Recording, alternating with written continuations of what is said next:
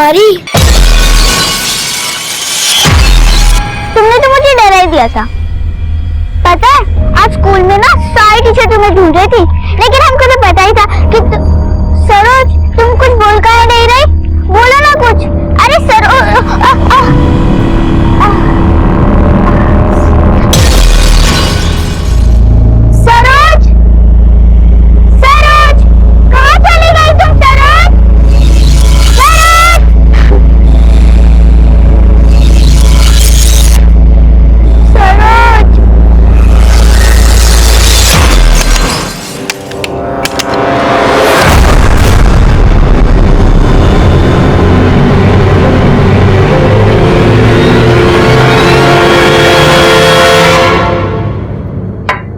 और कुछ चाहिए? नहीं। कुमारी आ गई तुम? हाँ चलो अब जल्दी से मुंह हाथ धो लो और कपड़ा बदल लो और आ जाओ यहाँ पापा के साथ खाना खाने।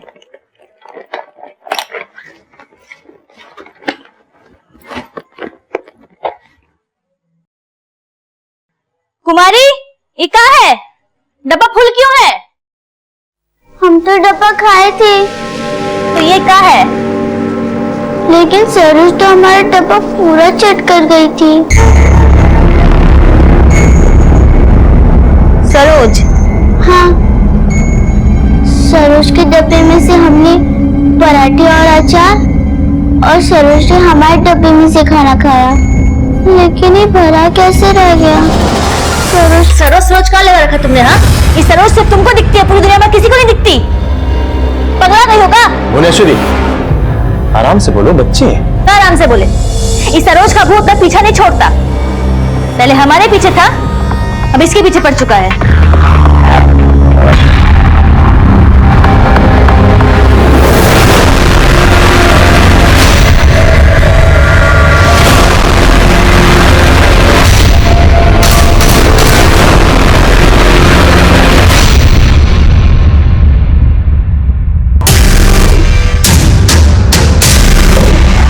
सर, एनएलसी स्कूल से एक बच्ची गायब हुई है।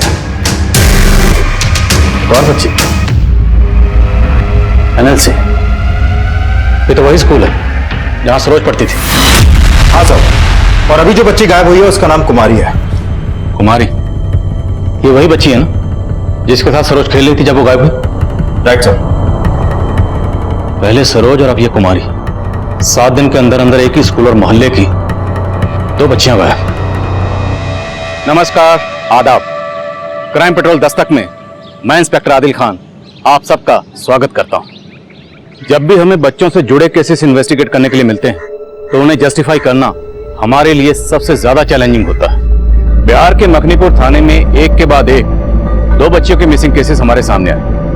इस केस की पहली विक्टिम थी सरोज, पर 1 हफ्ता गुजरने के बाद भी सरोज की तलाश नाकाम रही थी और तभी एक दूसरी बच्ची कुमारी भी गायब हो गई। जुर्म 2 थे लेकिन दस्तक एक जैसी, जिसे 2 मासूम भांप ही नहीं पाए। स्कूल के बस्ते में खाने का डब्बा, खाने के डब्बे में माँ के पराठे और पराठे के साथ अचार। माँ और मेरा खट्टा मीठा प्यार। माँ मेरी कालू की पप्पी। माँ तेरी याद में आई मुझको हिचकी। वाह बेटा सरोज, तुम तो सारा कविता माँ पर ही लिख दी। पापा को भी तो शामिल करो। चलो छोड़ देते हैं। पापा है तो सारा बाजार अपना है। खेल खिलौने सपने सब पापा रखते जेब में अपने। ओ, पापा की बिटिया। अरे वाह बेटा, एक काम करो, आप अपनी कविता में ना अब चाचा को भी जोड़ दो। अब पूरा रिश्तेदार को जोड़ोगे क्या? जा वो छोड़ के आओ, देर हो रही होगी सरोज को स्कूल के लिए।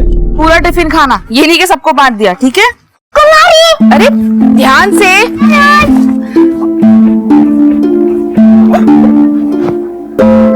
आज तुमने इतना टाइम क्यों लगा दिया? असल में ना माँ को टिफिन बनाने में टाइम लग गया। अच्छा माँ, मैं और कुमारी ना एक साथ चले जाएंगे। हाँ माँ, आप लोग घर जाओ, तीनों लोग चलते। तेरा ना दोस्त का बहन। कितना पक्का दोस्ती है ना दोनों का। अरे दोस्त का दोनों बहनें हैं, बिल्कुल फिल्म की तरह, 2 जिस्म एक जान।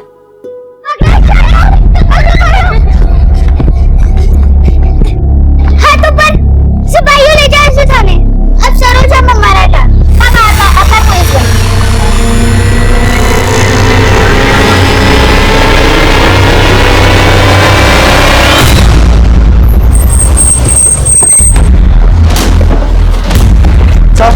बच्ची यही खेल रही थी। आपका घर यहाँ से कितनी दूर है? सिर्फ 10 मिनट दूर। तो भाई पूछो आसपास।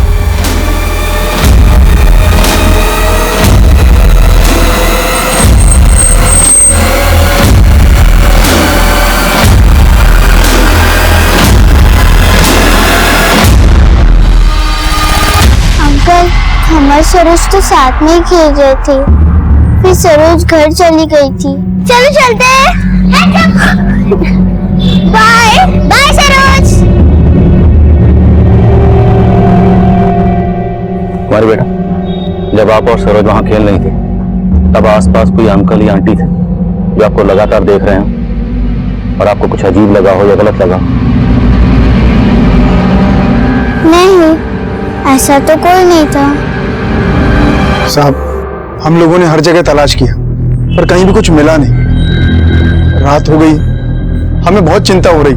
देखिए, आप फिक्र ना करिए, हम आपकी बच्ची को ढूंढने की पूरी कोशिश कर रहे हैं, मिल जाएगी। सर, घबरा उस एरिया को अच्छे से सर्च किया लेकिन सरोज का कुछ भी पता नहीं चला। देखो, घर से लेकर जहां पर बच्चियां खेल रही थी तकरीबन 10 मिनट का रास्ता है, तो मतलब साफ है, या तो बच्ची खुद अपनी मर्जी से कहीं चली गई है या फिर उसे किसी ने गायब किया है। एक काम करो, इस घर से लेकर जहां पर बच्चियां खेल रही थी पूरे रास्ते में सबसे पता करो, शायद किसी ने कुछ देखा। साहब, सरोज सिर्फ 10 साल की है, उसे कुछ भी हो गया तो।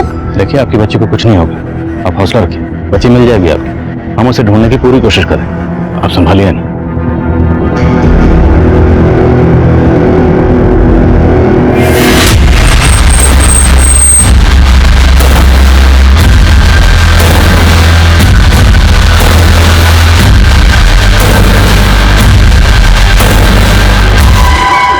सर, सरोज का कोई लीड नहीं मिल रहा है, ना पेट्रोलिंग टीम से कोई अपडेट और ना ही सरोज के पेरेंट्स को कोई रैंसम कॉल।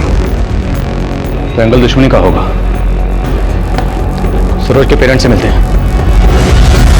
कल रात से सरोज का कुछ पता नहीं चला और यहाँ किसी को परवाह ही नहीं है। अरे माँ का भी जिम्मेदारी होता है कि बच्चे का ख्याल रखना, लेकिन नहीं, साला हमारी ही जिम्मेदारी है, घर के अंदर भी देखे और घर के बाहर भी। शांति से बात कर, तेरे से कम परेशान नहीं है बहू। सिर्फ उनको नहीं कह रहे हैं, आपको भी बोल रहे हैं और इस योगेश को भी। भैया, हम साहब, हमारी बेटी का कुछ पता चला? सरोज जहां खेल रही थी वहां से कोई क्लू नहीं मिला। आपकी किसी से कोई दुश्मनी या किसी पर शक हो जो सरोज को गायब करवा सकता है? भैया, हमको तो पक्का लग रहा है कि ये जया और उसके बाप का सब किया धरा है। क्या कहा? साहब, हमारी पत्नी है वो। लेकिन वो ऐसा क्यों करेगी? साहब, 8 महीने पहले मेरी जया के साथ में शादी हुई थी, लेकिन उसने कभी भी ससुराल को अपना घर समझा ही नहीं था। जरूर उसका शादी से पहले चक्कर था कोई। हमको तो लगता है कि वो हमसे शादी करना ही नहीं चाहती थी, लेकिन जब उस दिन उसके पापा आए तो उल्टा हमको ही सुनाने लगे वो। देखिए जमात जी, आप बेकार का लांछन लगा रहे हैं हमारी बेटी पर। पहले सच क्या है, अब अपनी बेटी से पूछिए। साला सारा दिन तो फोन पे लगी रहती है, जाने कितने आशिक पाल रखे हैं इसने। समाज जी में आप अपनी सीमा लांघ रहे हैं। सीमा तो ये लांघ चुकी थी और आप झूठ बोल करके इसको हमारे पल्ले बांध रहे थे। हमें आपकी बेटी के साथ रहना ही नहीं है। योगेश, शांति से बात करो। बाबूजी, इनको बोलिए यहाँ से निकल जाए फिर। अरे तो कौन यहाँ बैठकर खाना खाने आया है? आज के बाद हमारी बेटी भी इस घर का एक अन्न का दाना भी नहीं खाएगी। सर, हम तो चाहते नहीं थे कि बात आगे बढ़े, लेकिन साहब, वो ब्रिजमोहन बहुत ही गर्म बुद्धि का है, उसका गर्मी निकालिए साहब। हमको तो पक्का लग रहा है कि उसी ने गायब किया हमारी सरोज को।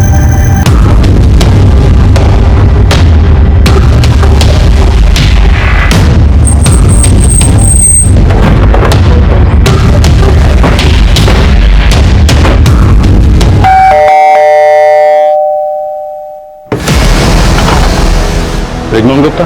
जी सर। Search warrant. सर, किस बात की तलाशी सर?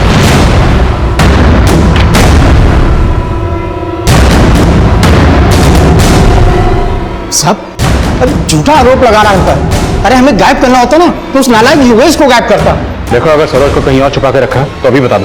सर, हम सच कह रहे हैं, योगेश जबरदस्ती हम पे झूठा इल्जाम लगा रहा है। साहब, हमारा दामाद बहुत पहुंचा हुआ खिलाड़ी है। जैसे उसका तलाक करवा रहे हैं ना, गुजारा भत्ता ना देना पड़े इसलिए पैतरे चल रहा है। आपको सर्च करना है, बेशक कीजिए, लेकिन बाद में आपको कहानी उल्टा ही मालूम पड़ेगा। सर, कुछ नहीं मिला।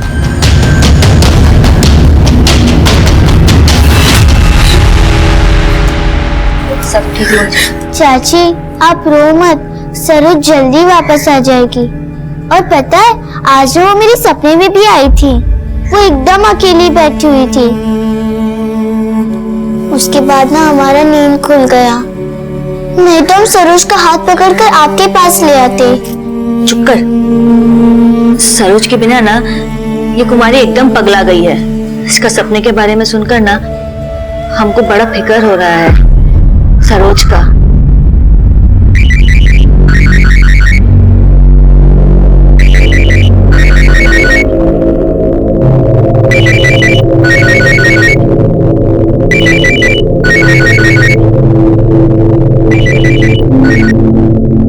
दीदी हमें सरोज का सुनकर बहुत बुरा लगा। जब से ये खबर सुना है हम तो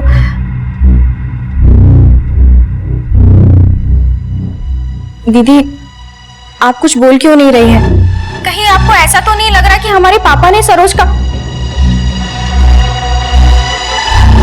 दीदी हम लोगों ने कुछ नहीं किया है। हम जानती हैं ना योगेश कैसा है। हमको सब मालूम है कौन क्या है।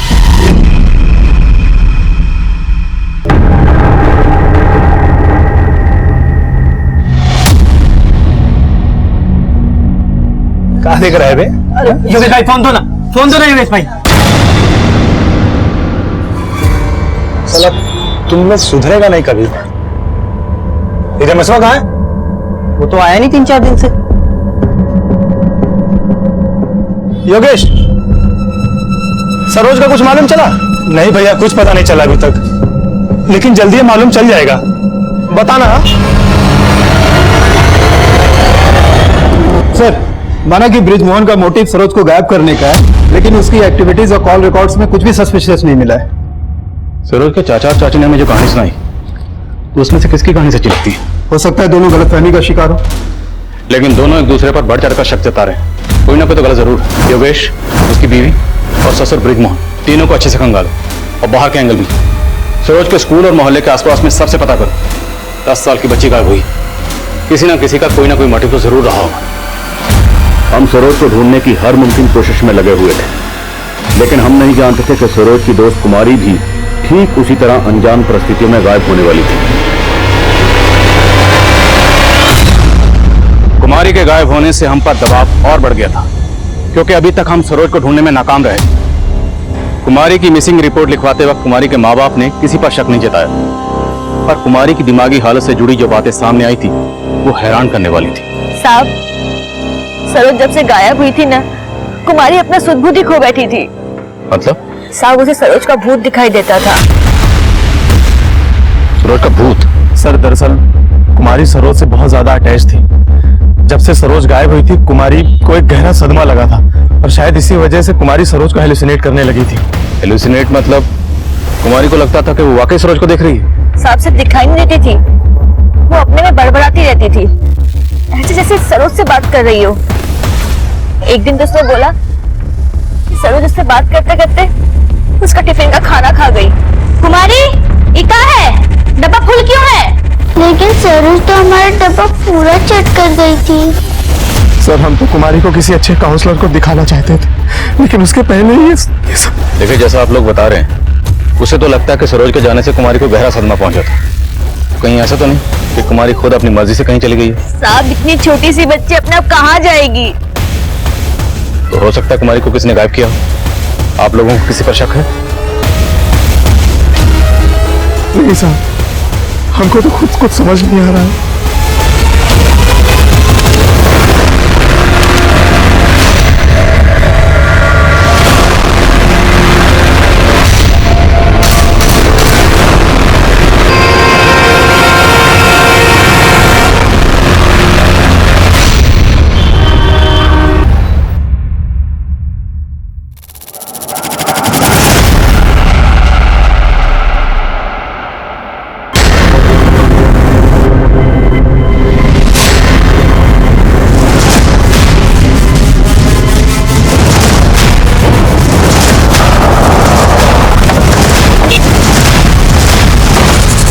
पीछे हटिए आप लोग।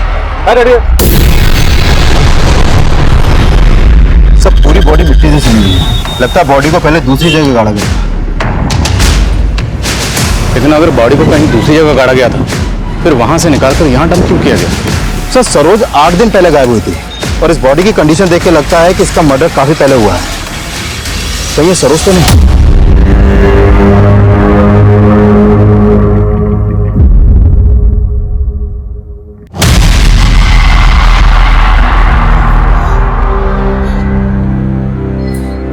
नहीं, ये हमारी सरोज नहीं हो सकती। मैं मानता हूं बॉडी को पहचानना मुश्किल है, पर हमें बॉडी पर से ये कपड़े और ये लॉकेट मिला। क्या है सरोज की?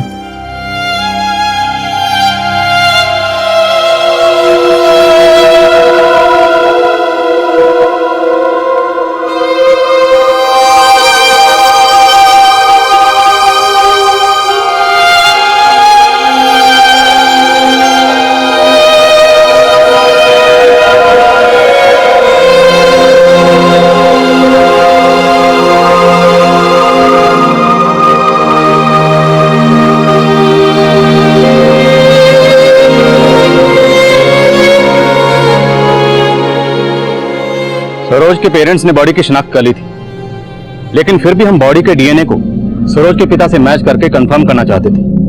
सवाल यह था कि अगर सरोज की डेड बॉडी को कहीं गाड़ा गया था, तो उस डेड बॉडी को वहां से निकालकर कहीं और डंप करके मुजरिम क्या साबित करना चाहता था? क्या यह हमें भटकाने की कोई चाल थी?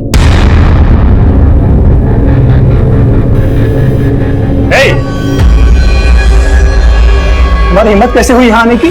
तुम्हारे लिए नहीं आए हैं, दीदी के लिए आए हैं। अच्छा, बड़ी हमदर्दी आ गई तुम्हें अब। जया, दीदी, सरोज। ये अपनी नौटंकी बंद करो, समझी तुम? और निकलो यहाँ से। नहीं तो क्या करोगे? हथकड़ी लगवाओगे? सुनो, अगर हम अपनी पर आ गए ना, तो हम तुमको हथकड़ी लगवाएंगे, समझे? नहीं, चलो तो ठीक है, निकलो अभी से। हथकड़ी लगवा, निकलो। हमने तो सोचा था आपसे मिलकर आपका दुख बांटेंगे, लेकिन हम आपसे फोन पर बात करते हैं।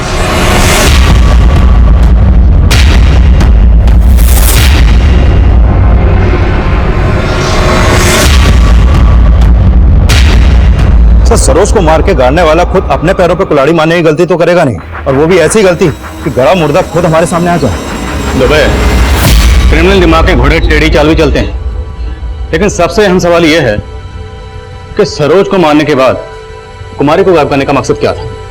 और कुमारी के गायब होते ही हमें सरोज की डेड बॉडी मिल जाती है।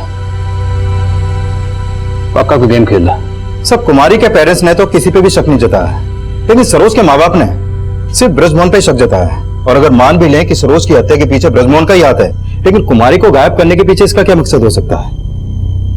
बाहरी एंगल से कुछ नहीं मिल रहा, लगता अब हमें इनकी जड़ों में उतरना पड़ेगा। पता करो कि सरोज की डेड बॉडी को कहां गाड़ा गया था।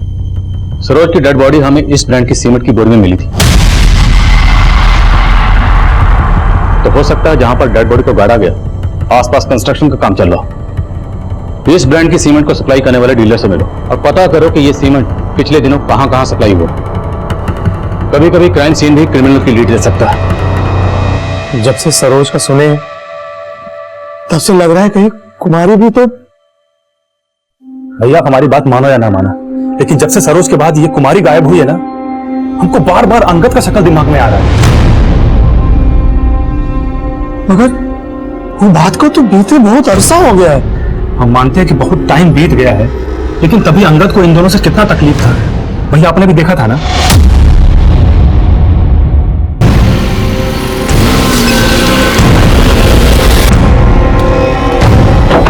ये अंगदवा को छोड़ेंगे नहीं हम।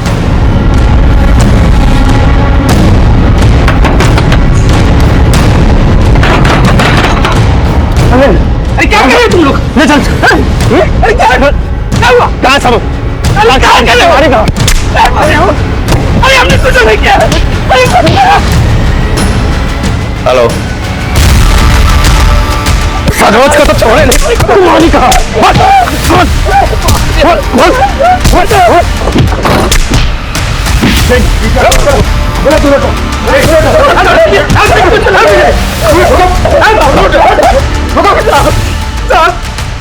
हमको बचा लीजिए साहब, अटेम्प्ट टू मर्डर हो रहा है साहब।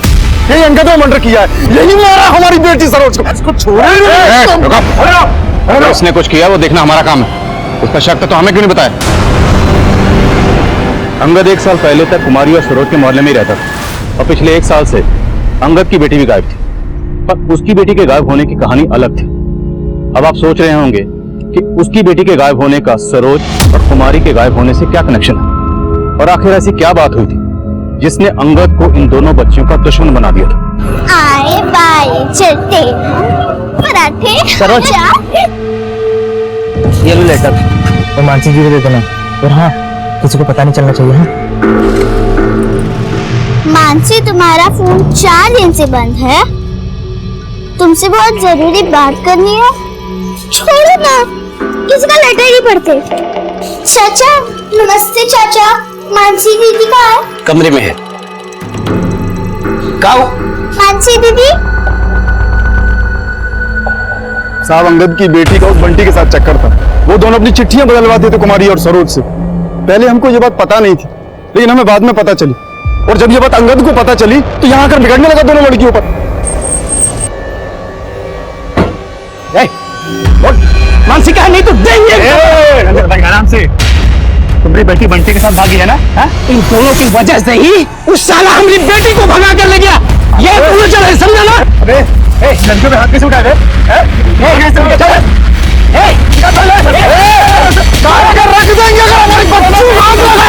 हमें तो लगता है साहब साल भर से गुस्सा पाल रहा था। ये काम उसी ने किया है। सरोज को तो आप बचा नहीं पाए, कुमारी को बचा लीजिए। उसे अंगद भाई के पास होगी कुमारी।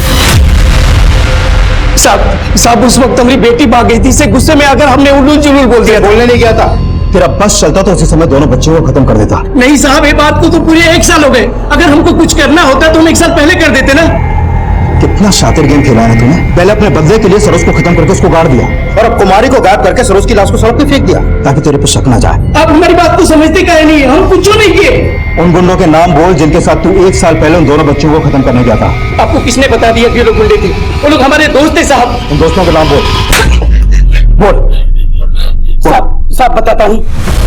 उनका नाम बंटी, ललन और गोविंद था।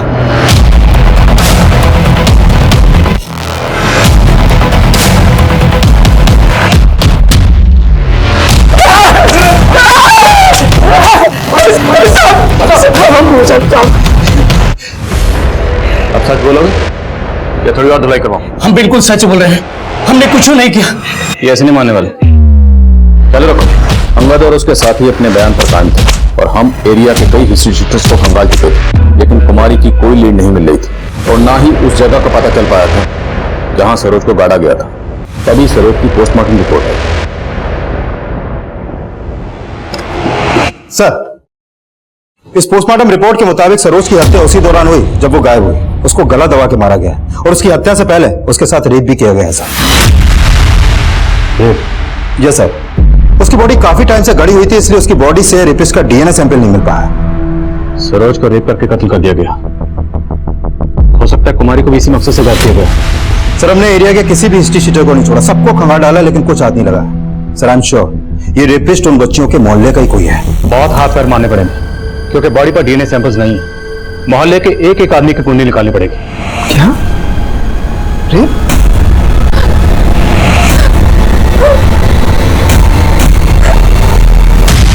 सरोज के साथ इतना कुछ।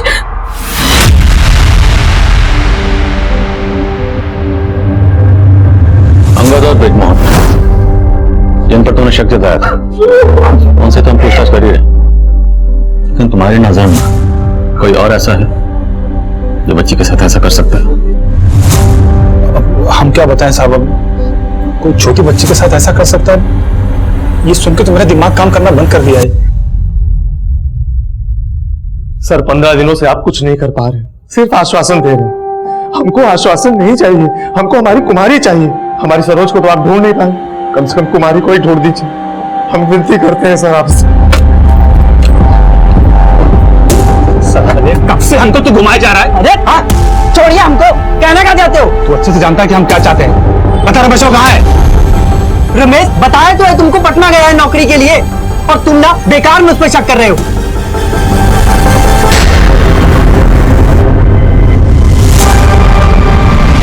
सर, इन बच्चियों के मोहल्ले में एक मोबाइल रिपेयरिंग की शॉप है।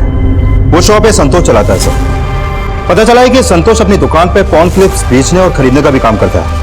और सर, ये है रमेश। सर, इस रमेश का संतोष की दुकान पर काफी आना जाना था। 3 साल पहले इस पर रेप का चार्ज लगा था। तब ये सिर्फ 17 साल का था, इसलिए जुवेनाइल कोर्ट ने इसे बाल सुधार के लिए भेज दिया। ये अभी 3 महीने पहले ही वहां से बाहर आया है। सर, जब से सरोज गायब हुई है तब से इसका संतोष की दुकान पर आना जाना भी बंद हो गया है। उठाओ दोनों को। सर, तालाब के पास एक बच्ची की लाश मिली है। वो स्कूल ड्रेस पहन रखी है।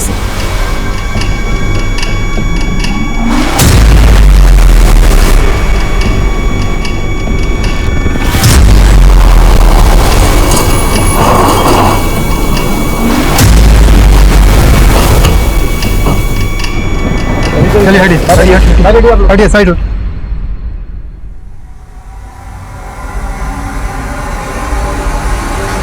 अरे सरोज, कहाँ जा रही हो? सरोज रुको। सरोज, सरोज कहाँ जा रही हो? ना सरोज, सरोज, सरोज।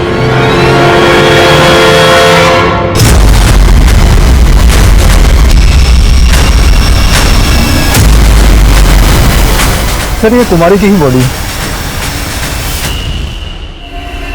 सरोज की बॉडी को रेप करने के बाद मिट्टी में गाड़ा गया और कुमारी की लाश को पानी में फेंका गया। जरूर मकसद डीएनए सैंपल रजिस्टर करने का। बॉडी को पोस्टमार्टम के लिए भेजो और कुमारी के माँ बाप को इन्फॉर्म करो। सर,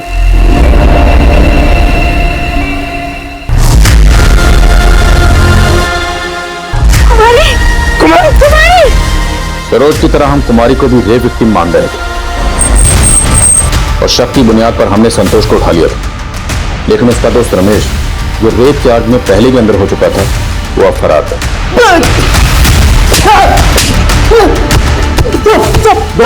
दो रमेश कहाँ है? पटना में साहब। पटना में कहाँ? पटना मालूम नहीं साहब। फोन क्लिप का धंधा करता है ना तू? तेरी दुकान से बहुत सारे असली वीडियोस के सीडीज भी मिले हैं और रमेश भी ये सब करता है तेरी दुकान पे, है ना? करते थे साहब, करते थे, लेकिन और लोग भी तो देखते हैं साहब। वो सरोज का चाचा, वो भी तो देखता है साहब। योगेश। हाँ साहब, मानता हूँ मेरा धंधा गलत है और रमेश का हिस्ट्री, लेकिन साहब ना मैंने कुछ किया है ना ही रमेश ने। साहब वो तो डर के गायब हो गया साहब। मुझे लगा कि उसकी हिस्ट्री की वजह से आप लोग उसे उठा लोगे। ऐसे नहीं बोलेगा तो चलो ऐसा। संतोष अपने बयान पर कायम रहे और रमेश फरार था। और मालूम चला था कि योगेश का संतोष और रमेश इन दोनों के साथ उठना बैठना था, इसलिए हमने योगेश से भी क्वेश्चनिंग की। साहब, हमको तो पहले से ही रमेश और संतोष पे शक था। तो फिर ब्रिजमोहन और अंगद का नाम क्यों लिया था? वो इसलिए कि उनसे थोड़ी पुरानी पहचान थी हमारी और उनकी हरकतें भी कुछ ठीक नहीं थी साहब, इसलिए वो दोनों हमारे डाउट में थे। उनके ऊपर डाउट हो रहा था या उन पर डाउट डाल के खुद को डाउट से निकालना चाहते थे? हमने योगेश और संतोष से सच उगलवाने के लिए कई पैंतरे अपनाए, लेकिन फिर भी हमें वो जवाब नहीं मिल रहे थे जिसकी उम्मीद हम कर रहे थे। हमें लग रहा था कि सरोज की तरह कुमारी का भी रेप हुआ होगा, पर कुमारी की पोस्टमार्टम रिपोर्ट ने हमारे इस अंदाजे को गलत साबित कर दिया। कुमारी की हत्या भी सरोज की तरह गला दबाकर ही हुई थी और उसका रेप नहीं हुआ था। इन दोनों क्राइम्स के पीछे का कोई भी पुख्ता मोटिव हमारी नजर में नहीं आ रहा, लेकिन तभी एक ऐसा फैक्ट सामने आया जिसने हमें और भी उलझा कर रखी। सर, इस डीएनए रिपोर्ट में एक हैरान करने वाली बात सामने आई है। जो बॉडी उस सीमेंट की बोरी में मिली थी, उसका डीएनए सरोज के फादर घनश्याम से मैच ही नहीं करता है। लेकिन बॉडी पर जो कपड़े और लॉकेट था वो तो सरोज पे था और खुद सरोज के माँ बाप ने बॉडी की शिनाख्त की। इनसे डीएनए रिपोर्ट से साफ है कि सरोज घनश्याम की बेटी है ही नहीं। लेकिन उनके हावभाव से तो बिल्कुल नहीं लग रहा था कि वो सरोज की बॉडी नहीं होगी। तो फिर उन्होंने किसी और की बॉडी को सरोज की बॉडी क्यों कहा? चक्कर क्या है? हम बॉडी का डीएनए सरोज की मां से भी मैच करके देखना चाहते थे और जो नतीजा सामने आया उसने इस केस का रुख ही मोड़ दिया।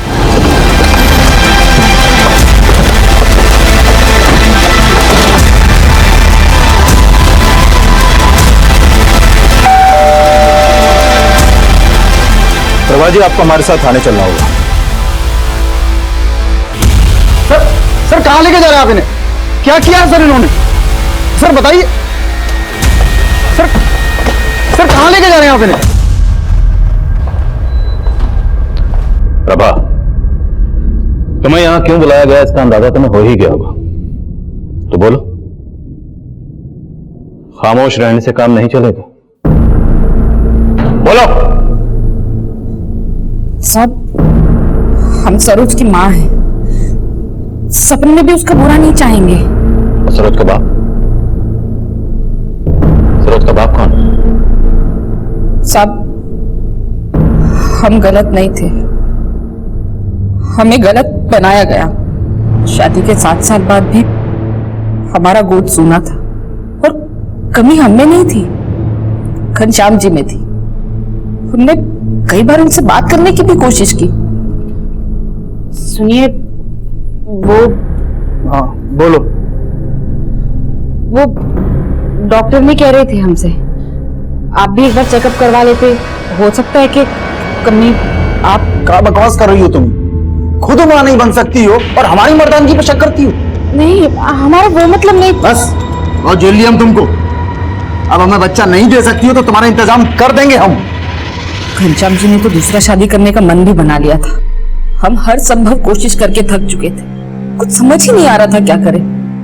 कुमारी के मम्मी पापा मुन्ना जी और भुवनेश्वरी हमारे यहाँ किराए पर रहते थे। तब भुवनेश्वरी माँ बनने वाली थी। अरे वो डॉक्टर की फाइल कहाँ है? अरे वो तो ऊपर ही रह गई। अच्छा तुम बैठो, मैं लेकर आता हूं। बैठे आराम से। अरे भुवनेश्वरी, आराम से आराम से आराम से, ध्यान रखना चाहिए ना। हाँ, और तुम खाना पीना ठीक से कर रही हो कि नहीं? हाँ, कुछ भी चाहिए तो मुझे बोल देना, मैं बना के खिला दूँ। ओ मैडम, ओ दूसरों को ज्ञान दे रही हो, कभी अपने ऊपर भी ये ज्ञान अमल कर लिया करो। और इतना ही तुमको पता है तो खुद का ही नहीं बच्चा पैदा कर लेती हो। चलिए ज्ञान देने जाओ, जो काम करो अपना, चलो जाओ। क्या हुआ भाई साहब? छोटी छोटी बातें आप भाभी का कितना अपमान कर देते हैं। भगवान के घर देर है, अंधेर नहीं है, सब सही हो जाएगा। अंधेर नहीं है, आराम से।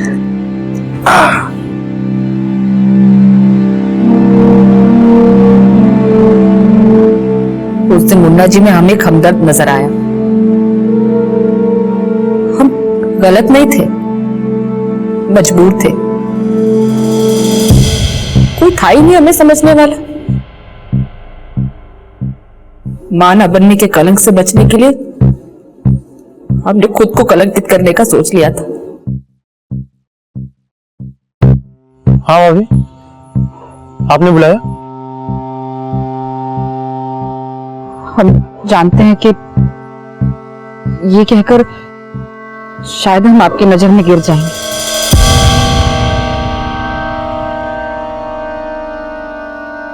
हमारी गरिमा की लाज रख लीजिए। हमारी सुमी को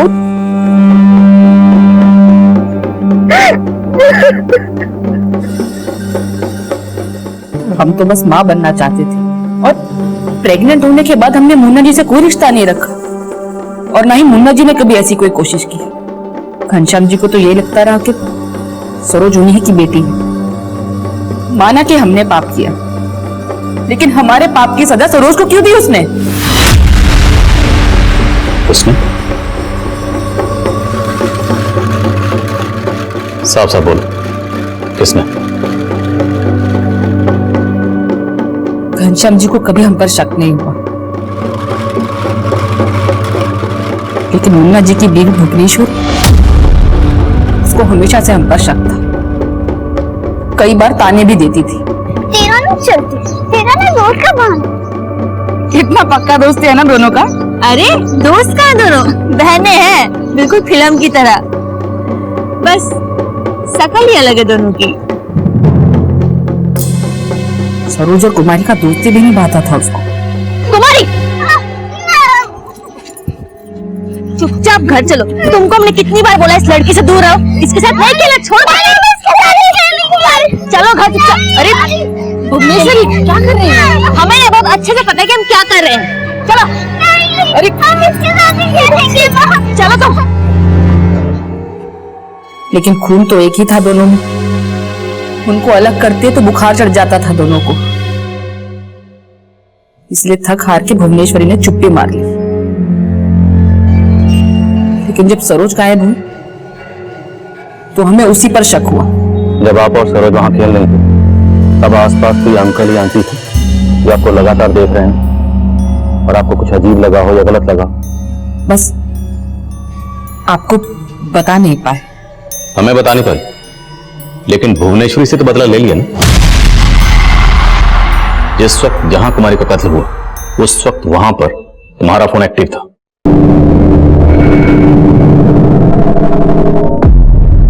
आ गए तुम? अब अपनी बच्ची से मत दिखाओ, बात करो हमसे। सरोज! सरोज! अरे सरोज, कहाँ जा रही हो? सरोज रुको! कहाँ गई तुम सरोज?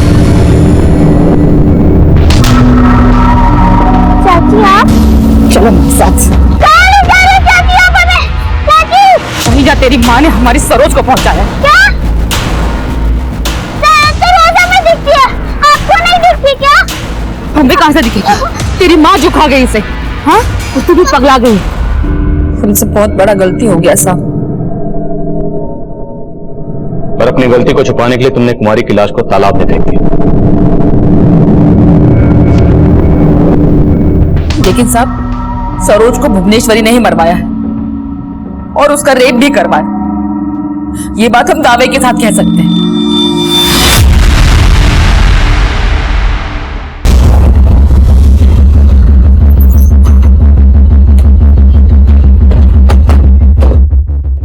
हाँ साहब, हम मानते हैं, ये हमें पहले से ही पता था। सरोज मुन्ना जी और प्रभा की ही बेटी है। लेकिन साहब, हम इतने गए गुजरे नहीं है जो इतना घिनौना काम करेंगे। सर, हम तो चाहते थे कि हम अपनी बच्चियों को पढ़ा लिखा के उन्हें एक अच्छा भविष्य दें। हमें कहाँ मालूम था कि उन दोनों बहनों का इतना बुरा अंजाम होगा। अच्छा, कहीं ऐसा तो नहीं कि तुम्हारी बीवी ने किसी से सरोज का रेप भी करवाया और मर्डर भी? साहब, हम कुमारी की कसम खा के कहते हैं, हमने सरोज के साथ कुछ नहीं करवाया। और भुवनेश्वरी का तो है, लेकिन ये घनश्याम भी सरोज का सगा बाप नहीं है। तो हो सकता है उसे ये राज पहले पता चल गया। क्या सरोज हमारी बेटी नहीं है? सरोज हमारा खून थी सर। इतने सालों से अपनी सच्चाई से भागते रहे, अब ये गुरूर और दिखावा छोड़।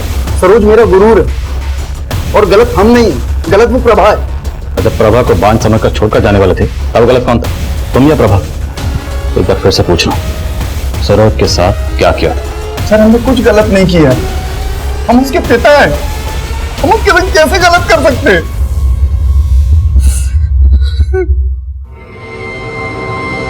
सरोज का मर्डर अब तक एक पहेली बना हुआ था, जिसके लिए हम हर एंगल को खंगाल रहे थे, और इसी बीच हमें रमेश का पता चला।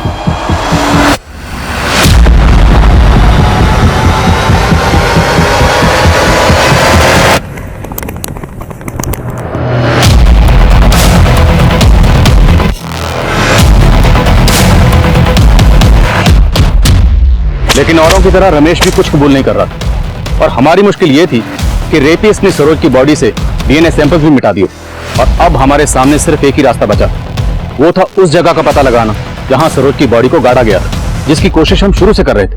लेकिन अब हमने अपनी कोशिशें और भी तेज कर दी थी। हमने ऐसी कई कंस्ट्रक्शन साइट की डिटेल निकलवाई जहां पर उस ब्रांड की सीमेंट सप्लाई होती थी जिसकी बोरी में सरोज की बॉडी को डंप किया गया। सरोज की बॉडी पर मिले सॉइल सैंपल को हमने उन कंस्ट्रक्शन साइट के सॉइल सैंपल से मैच करवाना शुरू किया, और आखिरकार इस केस में उम्मीद की एक किरण जगी। साहब, आपको जरूर गलत इंफॉर्मेशन मिली है। यहाँ पे कोई लाश नहीं गड़ी थी। गड़ी थी, यहीं गड़ी थी।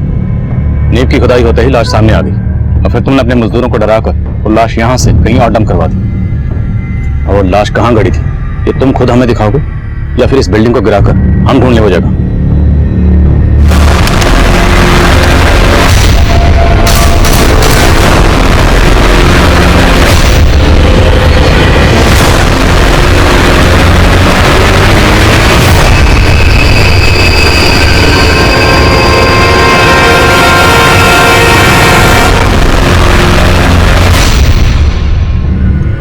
साहब, हमको गलत मत समझिएगा।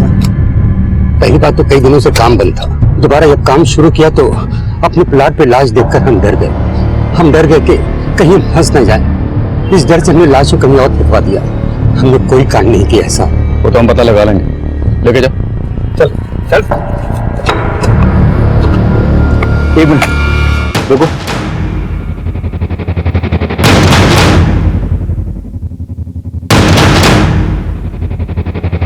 सर, इसे फॉरेंसिक में भेजो। सर कपड़ों के टुकड़ों में ये बाल भी मिले और फॉरेंसिक ने भी कंफर्म किया है कि ये बाल सरोज के ही हैं। लेकिन सर उस प्लॉट ओनर का सरोज से कोई कनेक्शन दिख नहीं रहा। इतना तोड़ने के बाद भी हमारे हाथ कुछ नहीं लगा। ये शाम को सरोज का कत्ल हुआ। उस शाम को उस प्लॉट की तरफ जाने वाले सभी रास्तों पर सीसीटीवी खंगाले। अगर सरोज की बॉडी को कहीं और से लाकर उस प्लॉट पर दम किया गया होगा तो सीसीटीवी से कोई ना कोई लीड जरूर मिलनी चाहिए। Okay sir. हमने क्राइम सीन के आसपास के सीसीटीवी स्कैन किए। सरोज की हत्या वाली शाम उस एरिया में एक ऐसी कार भी कैप्चर हुई जो हमें सरोज के अपराधी तक ले गई।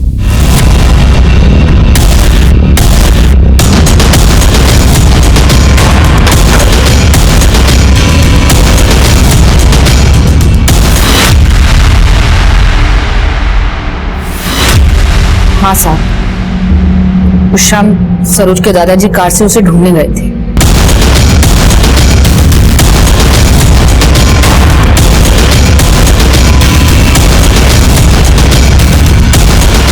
अठारह साल से तुम अपने ससुर को जानती हो, कभी शक नहीं हुआ? हमने तो कभी ऐसा सोचा भी नहीं, लेकिन एक बार जया ने बोला था।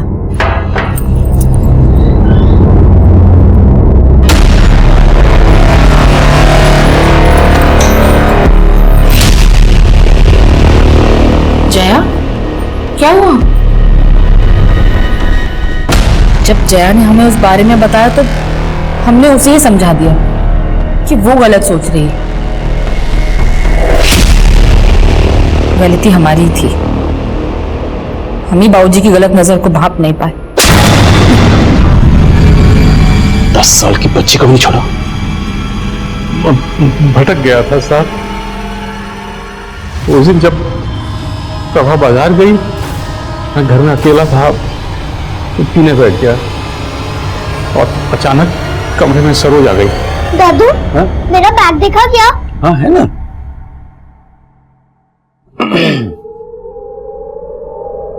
सरोज। हाँ दादू।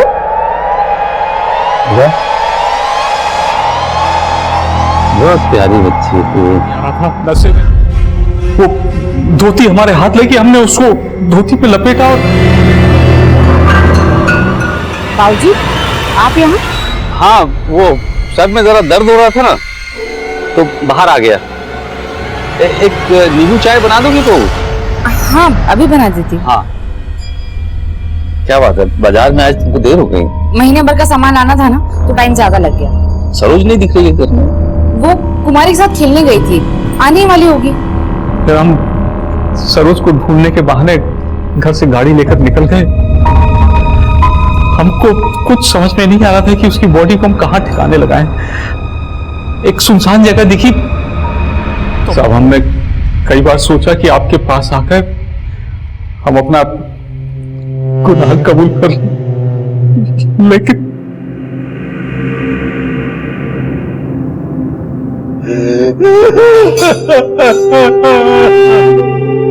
हम अपने बुजुर्गों को अपना आइडियल मानते हैं, अपना आदर्श मानते हैं, लेकिन सरोज के दादा ने जो हरकत सरोज के साथ की थी वो इतनी गिरी हुई थी, इतनी घिनौनी थी कि इंसानियत भी शर्मसार हो जाए। और हैरान करने वाली बात यह थी कि जब जया ने सरोज के दादा की गलत नजर की दस्तक को महसूस किया था, तब प्रभा ने उस दस्तक को जया की गलतफहमी बोलकर नकार दिया था। दूसरों के लिए हमारा नजरिया अलग अलग हो सकता है, पर कुछ नजरें ऐसी होती हैं जिनके पीछे बुरी नीयत की दस्तक होती है, और जब जब उस दस्तक को नजरअंदाज किया जाता है तब तब हमारे आसपास कोई ना कोई सरोज जरूर खतरे में होती है। अब देखते हैं हमारे आज के एपिसोड की दूसरी कहानी। हम पुलिस वालों के लिए हर एक केस शतरंज के खेल की तरह होता है। कोई भी एक गेम दूसरे गेम से नहीं मिलती। मैं सीनियर इंस्पेक्टर हिमांशु रावत। जब मैं सीतापुर में पोस्टेड था तो एक हैरत अंगेज केस आया मेरे पास, बिल्कुल इस शतरंज की खेल की तरह, बुरी तरह से बिखरा हुआ। हर एक मोड़ पे एक नया खतरा, एक नया चैलेंज। लेकिन मैं और मेरी टीम ने यह फैसला कर लिया था, इस बिखरे हुए केस को सुलझा कर रहेंगे। और एक और बात, जब इस केस से जुड़े क्रिमिनल्स के मोटिव्स जानेंगे ना, तो आप भी हैरान रह जाएंगे। ज्योति माता की, ज्योति माँ की, ज्योति माँ की, ज्योति माँ की। बेटा प्रणाम करो माँ को। प्रणाम माँ। बिजनेस फेल, घर में तनाव, जब तक अनुष्ठान नहीं करोगे तब तक यूं ही चक्कर काटते रहोगे। कारोबार में 10 लाख का नुकसान हो गया। ज्योति माँ का बताया उपाय अपनाया?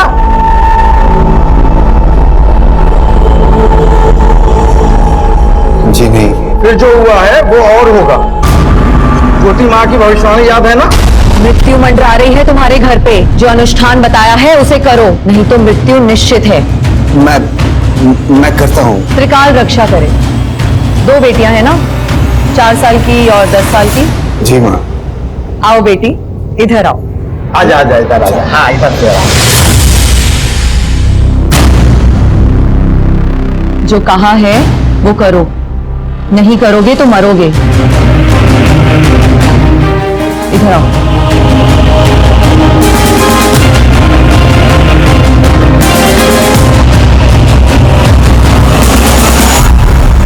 प्रणाम माँ। ज्योति माँ, उपाय तो सब किए लेकिन अभी तक कोई सफलता नहीं मिली। अरे पागल हो गए? ज्योति माँ पर उंगली उठा रहे हो? तुम्हारा इलाज जल्दी हो जाएगा, मन में कामना करो। जैसी आपकी आज्ञा माँ। ज्योति माता की, ज्योति माँ की।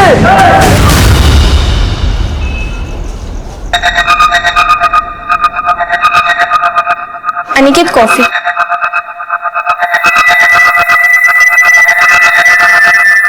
अनिकेत, मैं कुछ दिनों के लिए अपने मायके चली जाऊं? नहीं, जब तक अनुष्ठान पूरा नहीं हो जाता तब तक तुम कहीं नहीं जा सकते।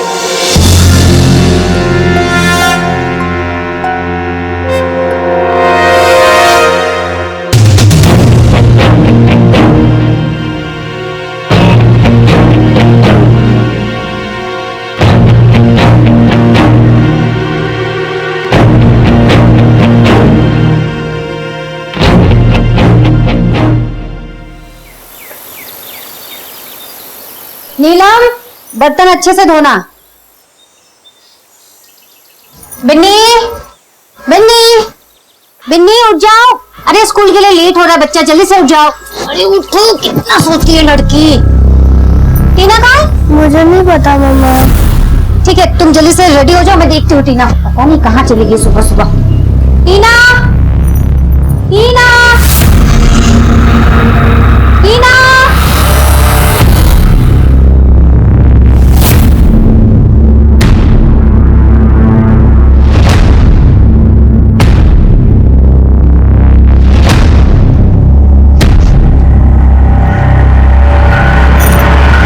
हेलो, टीना आपके साथ है क्या?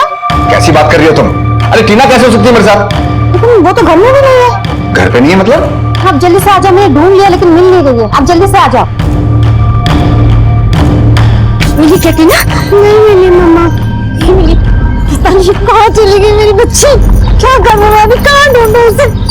शोमिश, शोमिश, टीना नहीं मिली अभी तक। नहीं मिल रही है मतलब क्या? गई कहाँ वो? मुझे नहीं पता कहाँ गई वो। उसे ढूंढ के लाओ, मेरी बच्ची को ढूंढ के लाओ प्लीज। टीना को ढूंढ के लाओ प्लीज।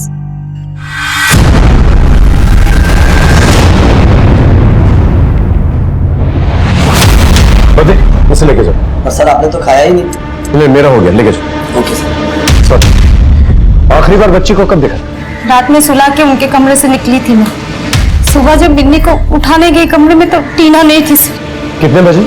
8 बजे। आप लोग सोते वक्त फ्रंट डोर लॉक करके नहीं सोते? करते हैं सर, लेकिन मेड, अखबार वाला, दूध वाला आते सुबह तो खोल देते। आपको किसी पे कोई शक?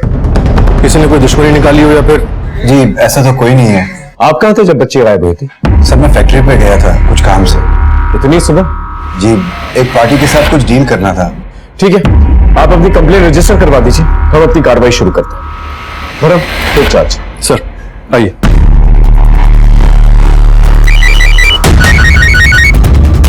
हाँ जी, अच्छा लेकिन अगली बार कॉन्टिनेंटल ट्राई मत करना।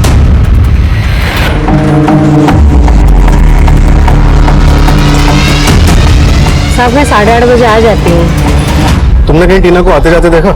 नहीं। तुम्हारे साहब और मालकिन अपनी बच्चियों के साथ कैसे रहते थे? वो तो बच्चियों से बहुत प्यार करते हैं साहब। हमने सभी नाकों और पीसीआर को अलर्ट कर दिया, कोई ना कोई खबर जरूर आएगी। बस आप अपने मोबाइल ऑन रखिए। अगर ये किडनैपिंग फिरौती के लिए की गई है तो कॉल जरूर आएगा। सर बच्ची को कोई घर से उठा ले गया और घर पे किसी को खबर तक नहीं लगी। हाँ, बड़े ताज्जुब की बात है, कोई जरूर कुछ छुपा रहा है। नमिता, तुम एक काम करो, वो जो आदमी है सोमेश शर्मा, उसकी हिस्ट्री निकालो, बेड पे नजर रखो, उनके घर कौन आता जाता है सब पता करो। सर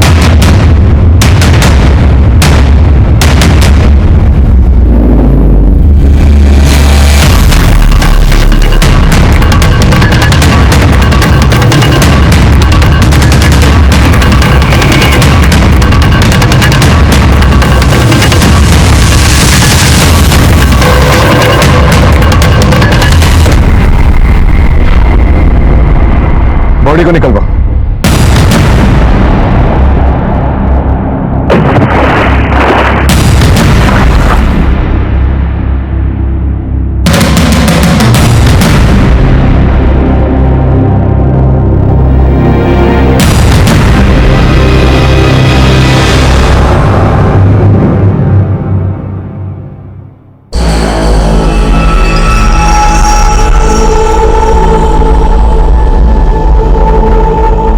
हेलो,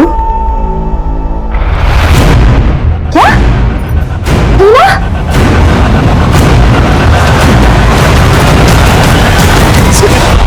टीना,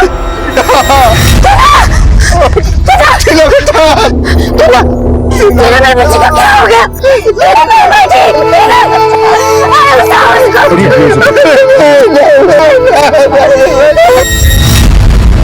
लड़की इस एरिया में अकेले तो नहीं आई होगी, बहुत सुनसान एरिया है, कोई ना कोई इसे लेकर आएगा। गर्दन पे स्ट्रैंगुलेशन मार्क्स है और मुंह के अंदर कपड़ा भी ठुसा हुआ है सर। इस पूरे एरिया को सर्च करवा, कोई ना कोई क्लू जरूर मिलेगा। सर जैसा आजकल हो रहा है, कहीं किसी ने इस लड़की के साथ कोई गलत काम करके तो यहाँ नहीं डाल दिया? अभी फिलहाल कह नहीं सकते। क्या हो गया हमारे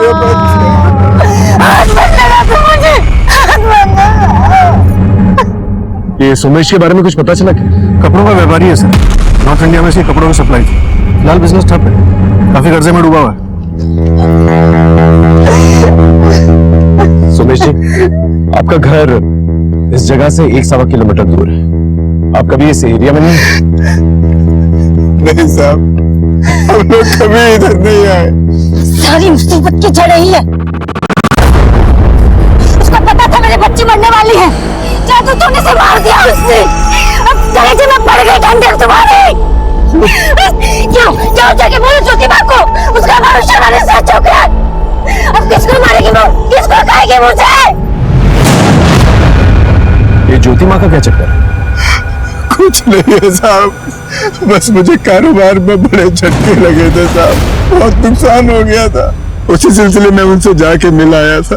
उन्होंने मुझे कुछ विधि अनुष्ठान बताए थे, मगर सर वीरा को ये सब बिल्कुल पसंद नहीं है। लेकिन वीरा ने तो कहा कि ज्योति माँ ने आपकी बेटी की जान ली। नहीं साहब, उन्होंने तो खाली भविष्यवाणी की थी। कैसी भविष्यवाणी? उन्होंने कहा था साहब, मृत्यु मंडरा रही है तुम्हारे घर पे। 2 बेटियां हैं ना, 4 साल की और 10 साल की। जो अनुष्ठान बताया है उसे करो, नहीं तो मृत्यु निश्चित है। क्या उपाय बता दो? साहब उन्होंने 2 लाख रुपए का हवन करने को कहा था, मैं नहीं कर पाया, मैं नहीं बचा पाया अपनी बच्ची को साहब। ये ज्योति माँ कहाँ रहती है? यही सदर बाजार में उनका आश्रम साहब।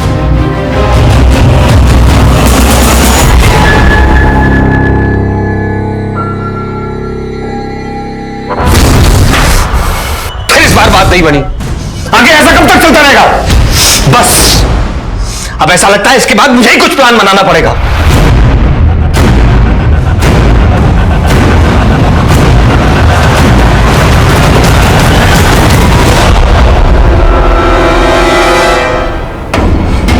नमस्कार ज्योति, आपसे एक केस के सिलसिले में बात करनी थी।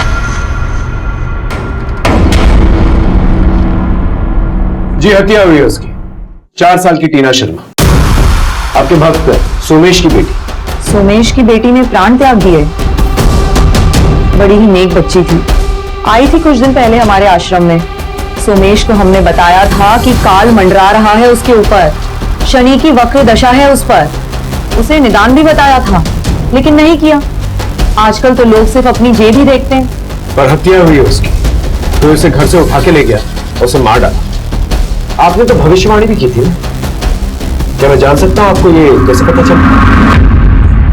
अब थानेदार साहब, अपराध और कानून के बारे में तो हम आपको क्या ही बताएं, लेकिन हाँ, आपको ये जरूर बता सकते हैं कि ज्योति माँ सब जानती है, भूत भविष्य सब कुछ। माँ ज्योति के अंदर एक दिव्य प्रकाश समाया हुआ है जिससे कुछ भी नहीं छुपता। कानून का भी यही हाल है ज्योति। कानून से भी कोई भी मुजरिम नहीं छुपता। थानेदार साहब, हो गई आपकी बातचीत? ज्योति माँ, आपसे मंत्री जी मिलने आने वाले हैं। 2 मिनट। अरे मंत्री जी बहुत दूर से आ रहे हैं, प्लीज। ठीक है, नमस्कार। सर आपने बुलाया? हाँ करो, एक काम करो, ज्योति माँ के भक्तों की एक लिस्ट निकालो। तो ज्योति माँ उसका पति कोई ना कोई कांड जरूर कर रहा है, और ये भी पता करो कि ज्योति माँ आई कहां से, इसका बैकग्राउंड क्या है। सर ये कुछ 3-4 साल पहले आई थी। सोमेश और उसकी वाइफ के बीच में ज्योति माँ की वजह से अनबन चलती रहती है। सोमेश ज्योति माँ का बहुत बड़ा भक्त है, और उसी के घर में उसकी बेटी गायब होती है और उसकी हत्या कर दी जाती है। हमने एक एंगल तो टटोल लिया है, लेकिन बाकी एंगल टटोलना बाकी है। एक काम करो, सुमेश शर्मा और वीरा शर्मा के कॉल डिटेल्स निकालो। शायद इस किडनैपिंग और मर्डर के पीछे कोई पर्सनल एंगल भी हो सकता है। Right sir. भारतीय कानून बिल्कुल लॉजिक पर चलता है। उसके लिए 2 और 2 4 होते हैं, 5 नहीं। अब जरा आप ही सोच कर देखिए, एक बच्ची की मौत हो जाती है, सारे गवाह सारे सबूत हत्या की तरफ इशारा करते हैं, लेकिन फिर हमें यह सुनने में आता है कि किसी ने इसकी भविष्यवाणी की थी। जो अनुष्ठान बताया है उसे करो, नहीं तो मृत्यु निश्चित है। ज्योति माँ सब जानती है, भूत भविष्य सब कुछ। कहां जाता तर्क, कहां जाता लॉजिक? हर अपराध के पीछे एक दस्तक होती है। हम पुलिस वाले उस दस्तक को ढूंढकर असली मुजरिम तक पहुंचते हैं। सोमेश और वीरा के घर में जो कांड हुआ था, किसी ना किसी ने वो दस्तक जरूर सुनी होगी। लेकिन फिलहाल मैं आपको एक और बात बता देता हूं कि कहीं और एक जोरदार अपराध की दस्तक हो रही थी, जो इस खेल में हलचल पैदा करने वाली थी।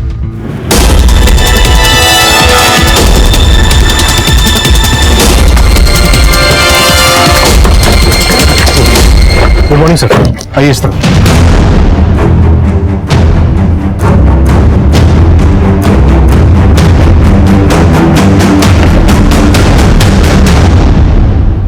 अगर इस एरिया में कोई सीसीटीवी कैमरा है तो चेक कर, शायद हमें कोई क्लू मिल जाए।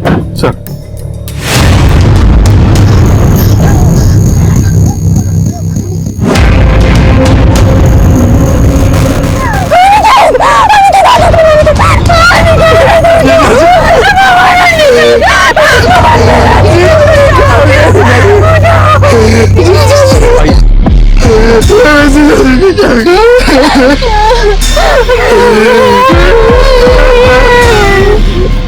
ये अनिकेत की वाइफ जी सर। और आप? मैं इनका ब्रदर इन लॉ। यही आसपास रहता है? जी नहीं सर, जीजा जी नौरंग नगर रहते हैं और मैं शास्त्री नगर। दीदी का कॉल आया तो भागा चला आया। आखिरी बार कब बात हुई थी आपकी? कल रात को। वो बहुत परेशान थे, उन्होंने डिनर भी नहीं किया, किसी से फोन पर बात की और निकल गए। अरे सर हो जाएगा, मैं आपसे मिलकर बात करता हूँ ना बाकी की। अनिकेत, इतनी रात को कहाँ जा रहे हो? क्लाइंट से जरूरी काम है, मिलने जाना। अच्छा सुनो,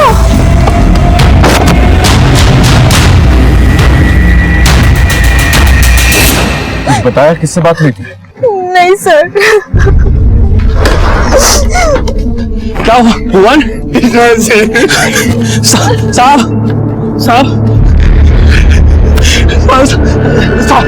साहब साहब साहब क्या हो गया साहब? आप? साहब मैं अनिकेत साहब का पीए राज हूँ। क्या काम करते थे? बिल्डिंग बनाने का काम था साहब। बिजनेस में किसी के साथ कोई अनबन थी? नहीं सर, सब ठीक ठाक चल रहा था। सर ये फोन मिला जेब से। आप जाइए। सर इसमें से सारा डेटा इरेज किया गया है, ना कोई कॉल रिकॉर्ड्स, ना मैसेजेस और ना पिक्स। मतलब मोबाइल फॉर्मेट किया?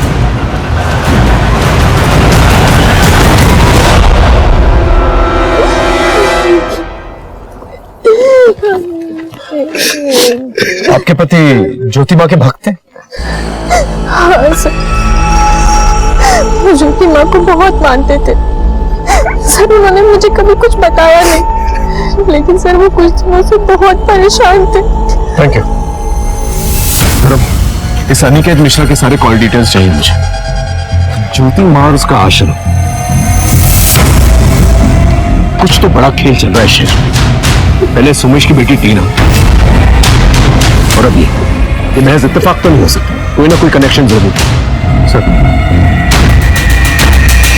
सर जैसे आपने कहा था, हमने मर्डर स्पॉट के पास की सारी सीसीटीवी फुटेज निकाले। उसमें हमें ये मिला है जो उस रात मर्डर वाले स्पॉट के पास वाली जगह से जा रहा था। सर ज्योतिमा का पति फूलचंद, उसके सर की पगड़ी, और वो भी ऐसे ही लंगड़ा के चलता है। आप लोगों में से कोई जानता है सर? नहीं सर। कोई अंदाजा आपके पति इससे क्यों मिल रहे थे? पता नहीं सर, घर में तो सब कुछ ठीक था।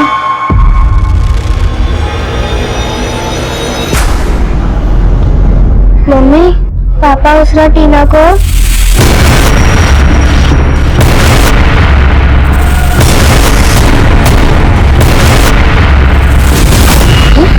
पता नहीं क्या किया, फिर थोड़ी देर बाद टीना को वापस कमरे में छोड़ दिया।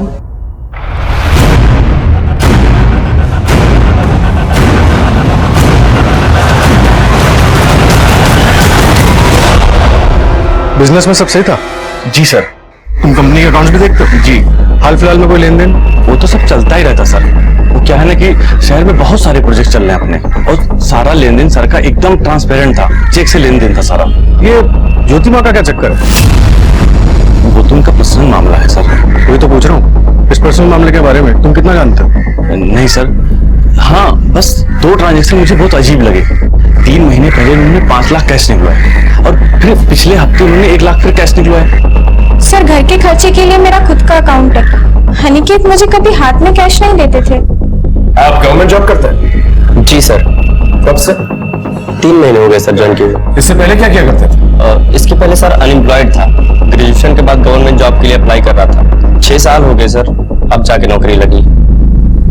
खर्चा कैसे चलता है तुम्हारा? माँ बाप तो है नहीं, अनिकेत पैसे वगैरह देता था?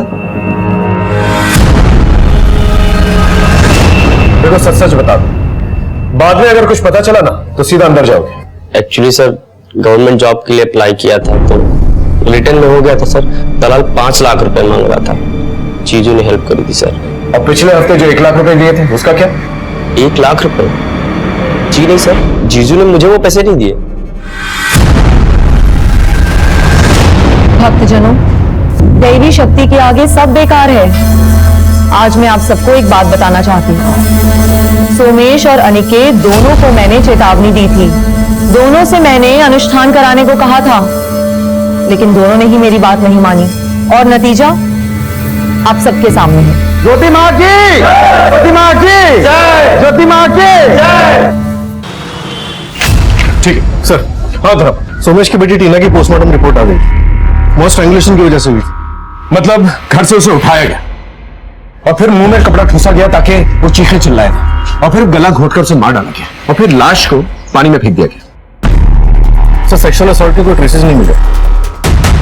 उस एरिया में कोई सीसीटीवी कैमरा है? नहीं सर, जहां लाश मिली वहां पे सीसीटीवी का कोई भी सोर्स नहीं है, और घर के आसपास भी नहीं। इस सोमेश शर्मा के बारे में कुछ पता चला? सर कारोबार इसका लगभग बंद ही होने वाला है, फैक्ट्री भी बंद हो चुकी है, काफी कर्जे में हो ना हो इस ज्योति माँ का कोई ना कोई कनेक्शन जरूर है इस टीना शर्मा के मर्डर के पीछे, और अनिकेत मिश्रा के भी। ये किसी गुरु नेकचंद की शिष्य थी ना, 5 साल पहले दीक्षा लेकर यहाँ आई। सर हमारी टीम आश्रम में सबूत जुटा रही है। एक काम करो, इसके गुरु के दर्शन करें। Right sir.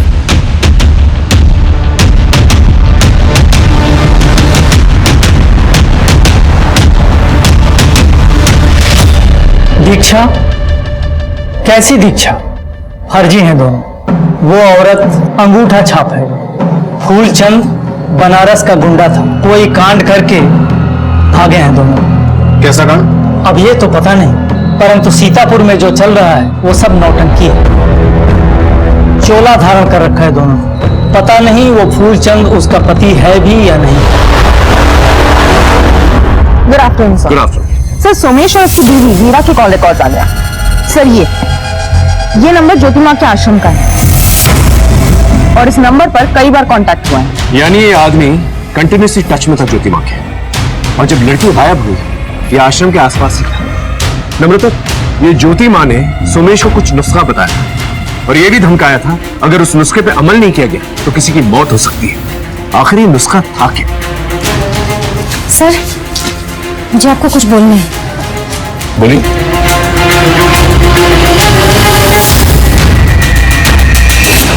बेटी के साथ पूजा रूम में? वो ज्योति माँ ने बोला था करने के लिए। क्या कहा? बलि चढ़ाने के लिए। सर कैसी बात कर रहे हैं सर आप? आवाज नीची। सारे सबूत तेरे खिलाफ है। सच सच बता। सर आप क्या बोल रहे हैं सर? मेरा मतलब है कि सर मैं अपनी बेटी को क्यों मारूंगा सर? फिर क्यों लेकर गया था उसको आधी रात को पूजा रूम के अंदर? क्योंकि ज्योति माँ ने कहा था कि कन्या से जाप करवाना है। बड़ी बेटी क्यों नहीं? क्योंकि उन्होंने कहा था कि कन्या की उम्र 7 साल से कम होनी चाहिए। तू ही अपनी बेटी को घर से बाहर लेकर गया था, उसे मारकर फिर पानी में फेंक दिया। बोल, सही बोल रहा हूं? नहीं सर, ये बिल्कुल झूठ है सर, बिल्कुल गलत है सर, बिल्कुल गलत है सर।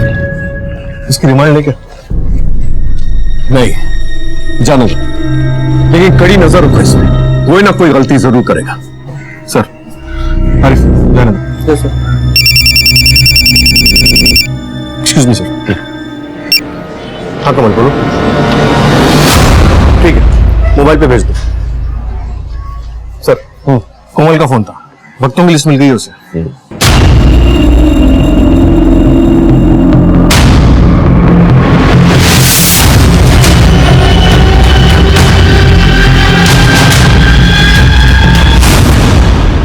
सर आश्रम के भक्तों की जो लिस्ट मिली थी उससे कुछ नहीं निकला। कोई भी ज्योति माँ के खिलाफ बोलने में तैयार नहीं है, डरते हैं कहीं प्रकोप ना लग जाए। और इस अनिकेत मिश्रा की पोस्टमार्टम रिपोर्ट में बहुत बड़ा खुलासा हुआ। उसका गला किसी तेज चीज से काटा गया है, लेकिन उसकी मौत पॉइजनिंग से हुई, जहर खा के। हो सकता है उसे फोन करके किसी ने बुलाया हो, फिर पॉइजन किया और बाद में उसका गला किसी तेज चीज से काट दिया।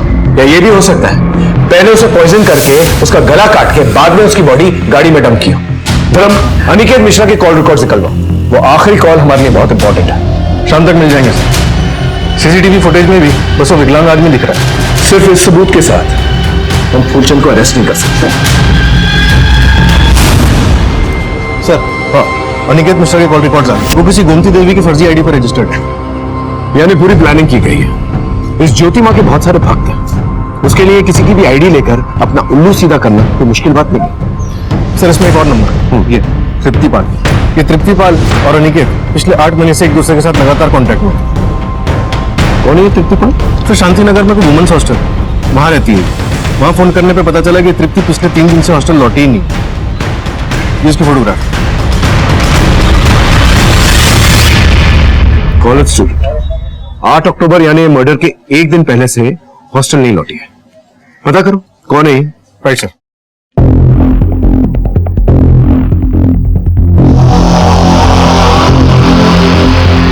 ये तो दिया है सर। अरे इसका नाम तृप्तिपाल है, पर धंधे की लाइन में इसे दिया बुलाते हैं। धंधा? ये कॉल घर है सर, बड़े लोगों में इसका आना जाना है। 3 दिन से गायब है, जरा पता कर। तृप्तिपाल या दिया नाम सुना है आप? नहीं सर। बेटा ये रहे तुम्हारे लिए चॉकलेट, अंदर जाके खेलो। मैम कॉल गर्ल है, आपके पति से 6-8 महीने से लगातार बातचीत हो रही है। आपको इसके बारे में नहीं पता? नहीं सर, बिल्कुल नहीं। इतने सारे कॉल्स आते हैं, शायद वो 1 लाख रुपए भी आपके पति ने इसी को दिए थे। देखिए सर, मुझे जो पता था मैं बता चुकी हूँ। अनिकेत ज्योति माँ के पीछे काफी पैसा बर्बाद कर चुके थे। ज्योति माँ उपाय तो सब की, लेकिन अभी तक कोई सफलता नहीं मिली। सर वो ज्योति माँ के प्रकोप से बहुत डरते थे। बीमारी, कारोबार में नुकसान, यहाँ तक कि मौत तक का भी बोला था उनको। इस श्रद्धा के पीछे कोई तो वजह होगी। हाँ, अनिकेत को बेटा चाहिए था। काफी पैसा लुटा चुके थे वो, कुछ दिनों से निराश भी रहने लगे थे और अब अचानक से उनके साथ। ये सब तो ज्योति माँ की तरफ इशारा कर रहा है, जैसे कि सोमेश शर्मा क्या हुआ था, पहले धमकी मिली फिर मौत हुई, और यहाँ भी वही खेल। मुझे तो कुछ और ही लगता है। क्या सर? अनिकेत ज्योति माँ के पास अपनी बेटी की इच्छा लेकर जाता था, अनुष्ठान भी करवाया था, और दूसरी तरफ कॉलगर्ल के पास भी जाता था। तो शायद कॉलगर्ल के पास भी बेटे की इच्छा लेकर गया हो। कॉलगर्ल के पास तो अय्याशी के लिए जाता था। धर्म, जब तक ये ज्योति माँ का पूरा खेल समझ में नहीं आ जाता ना, ये केस सॉल्व होना बहुत मुश्किल है। धर्म, एक काम करो, नम्रता से कहो इनके फैमिली डॉक्टर से बातचीत कर।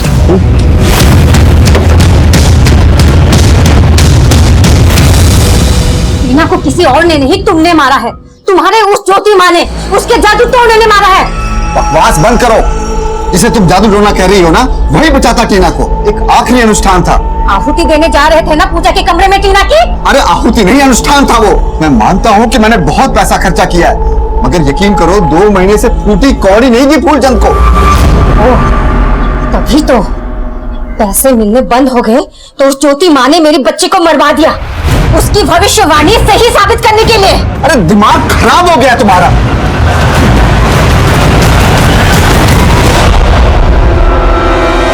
सर, वीरा और उसके पति के बीच काफी दिनों से लड़ाई झगड़ा हो रहा है। वीरा सुमेश का इस तरीके से पैसे उड़ाने से काफी नाखुश है और यहाँ तक सुनने में आया है कि स्कूल फीस ना भरने के कारण उनकी बेटियों का नाम स्कूल से कट गया है। Okay, good job.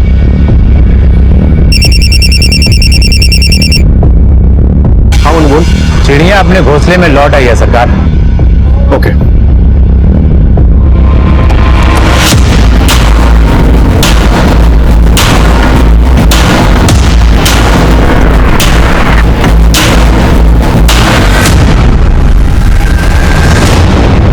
मैं किसी अनिकेत मिश्रा को नहीं जानती।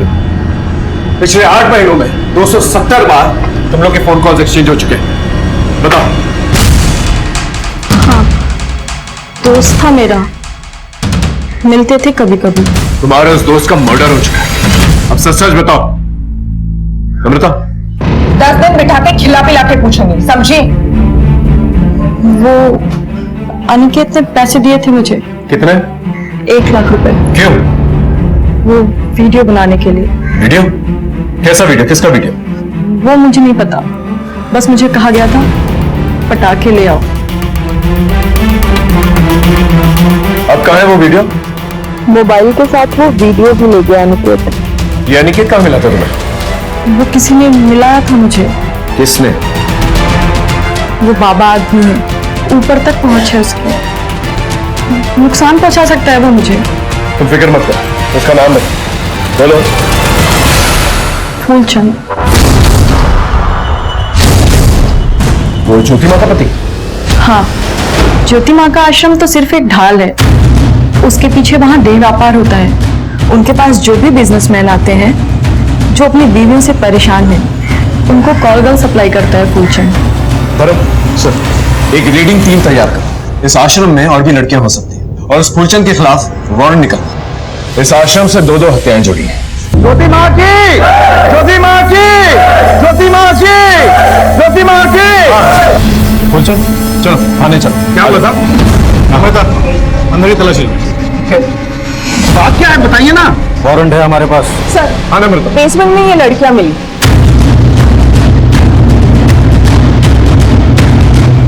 सबको साथ में लेके चलो। चलो।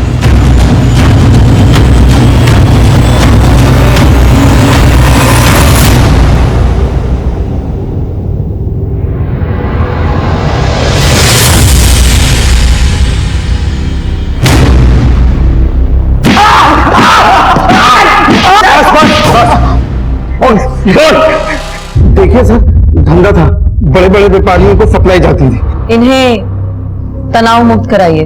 आइए आइए। ज्योति माँ की जय।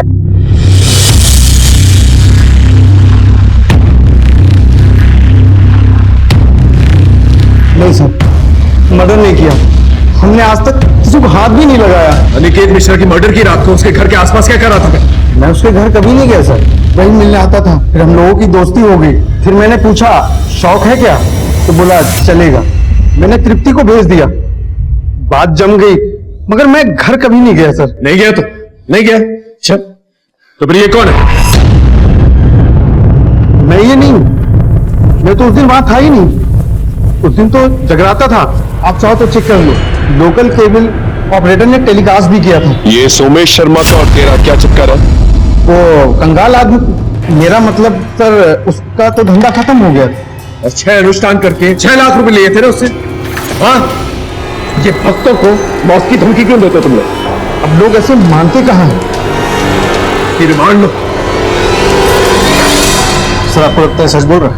बहुत पुराना चावल है, इसकी बात में विश्वास नहीं किया जा सकता। पैसों के लिए किसी भी हद तक जा सकता है। इसके स्टेटमेंट को क्रॉस चेक करो। जिस तरह से तृप्ति ने फूलचंद के खिलाफ गवाही दी, उसी तरह से ज्योति मां के खिलाफ कोई गवाह चाहिए नगर। बाकी भक्तों को तो प्रकोप का डर, लेकिन उषा और वीरा ने काफी नुकसान झेला। ज्योति मां से नफरत भी है, लेकिन उन्होंने भी थाने में ज्योति मां के खिलाफ कोई गवाही नहीं दी। सर, फुलचंद का स्टेटमेंट वेरीफाई किया है। उस रात वाकई में आश्रम में जग रहा था। एक काम करो, पीसीआर को टीना की मौत की खबर किसने दी थी ये पता करो, शायद हमें कोई क्लू मिल जाए। अच्छा, चलो क्या? मैं और मेरी टीम दो नाव पे सवार थे, टीना और अनिकेत, और दोनों ही केसेस में दस्तकों का अंबार था, लेकिन फिर भी किसी ने कुछ नहीं सुना था। हमारी इन्वेस्टिगेशन के दौरान एक बात हमारे सामने आई जिसे सुनकर आप भी हैरान हो जाएंगे। मुझे लगता है अनिकेत के मर्डर के पीछे वो एमएमएस है। वो किसी का तो एमएमएस बना रहा था जिसे वो ब्लैकमेल करना चाहता था, और उसी वजह से उसकी हत्या हो गई। वो वीडियो उसके फोन में था जो मर्डरर ने उसे मारकर मिटा दिया। मिटाने वाले ने मोबाइल में से सारा डेटा इरेज कर दिया सर, ताकि सबूत ही ना बचे। सोचने वाली बात यह है कि वो किसका एमएमएस बना रहा था, और दूसरी तरफ सोमेश और वीरा के बीच में तनाव चल रहा था, और दोनों ही केसेस में ज्योति मां कॉमन। धर्म, ये पजल सॉल्व होने की कगार पे है।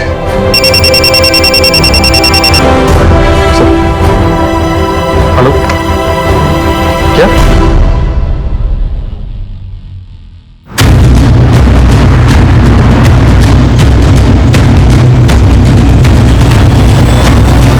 नमस्कार। सुबह से ही गए हुए हैं। आपका ये घर बिक रहा है? नहीं तो सोमेश ने किसी प्रॉपर्टी डीलर से बात की, 10 लाख एडवांस भी लिए। अक्ल नहीं आई अब तक। छोटी माँ के चक्कर में सब कुछ लुटा चुके हैं। 6 लाख रुपए खर्च कर चुके हैं उसके ऊपर। बोल रहे थे कि 3 अनुष्ठान और करने हैं। अगर ज्योति माँ को पैसे नहीं मिले तो ज्योति माँ का प्रकोप। क्या करूं मैं? आप कानून का रास्ता अपना सकते हैं, केस कर सकते हैं। को बताए हैं उन पर अमल कीजिएगा। अमल बाद में कीजिएगा, फिलहाल थाने चलिए। अब क्या बात हो गई? जालसाजी का इल्जाम है आप पर, भोले भाले भक्तों को लूटने का और बरगलाने का। सोमेश शर्मा की बीवी वीरा ने आपके खिलाफ एफआईआर दर्ज कराया। चलिए थाने लेके चलो। आप ऐसा कैसे लगा सकते हो? आप ऐसा नहीं लगा सकते। शांत हो जाइए आप सब, चलिए।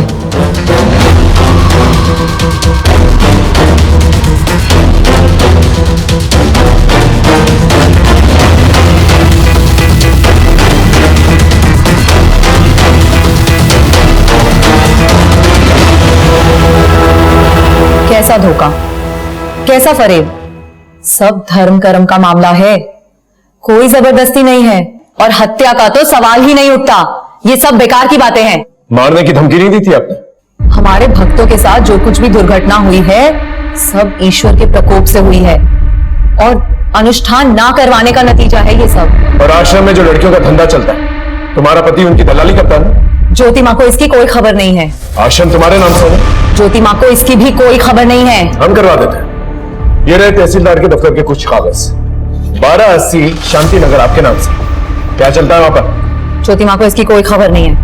इनकी रिमांड लो, सब खबर हो जाएगी, साथ में हत्या की भी क्लूज मिल जाएगी। ये कैसी बात कर रहे हो थानेदार साहब? आप ज्योति माँ के साथ ऐसा नहीं कर सकते। ईश्वर का प्रकोप होगा तुम सबके ऊपर।